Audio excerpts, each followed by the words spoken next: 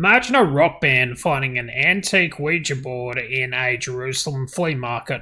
For the Mars Volta, it was the start of the most terrifying and creatively explosive career, or period of their career.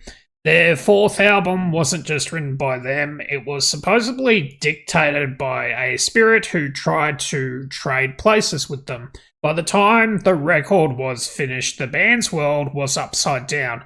Their studio had flooded twice, their engineer had a public breakdown, and the singer was on crutches. They buried the board in an undisclosed location, hoping to break the curse, but the haunted songs it produced are still spinning on turntables worldwide. Now, on a tour in Jerusalem, guitarist Omar Rodríguez-López bought a strange talking board called the Soothsayer as a gift for his bandmate and singer Cedric Bixler-Zavala. Back home, they began using it almost nightly. The planchette immediately lurched, spelling out the name Goliath, spelled out to Goliath. And over the next few weeks, Goliath, as the spirit called himself, unfolded a lurid, intricate saga of a love triangle, murder, and betrayal. Cedric, a lyricist, was captivated and began filling notebooks, convinced he'd stumbled upon a concept album that was literally writing itself.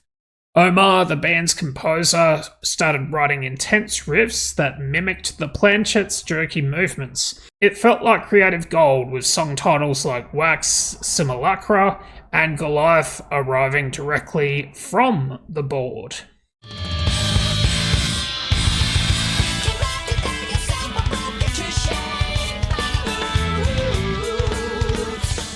But the atmosphere grew darker. The spirit began demanding offerings of rum and eventually grew hostile. One night, when Cedric joked about quitting the sessions, the planchette spelled out a chilling word, Trade, trade. It wanted to trade places. The fun was basically over at this point. The recording of the album, titled The Bedlam in Goliath, was plagued from the start. So, the band's longtime engineer suffered a mental breakdown as a result, claiming the album was brewing an evil tonic of sound before quitting and attempting to sabotage the recordings.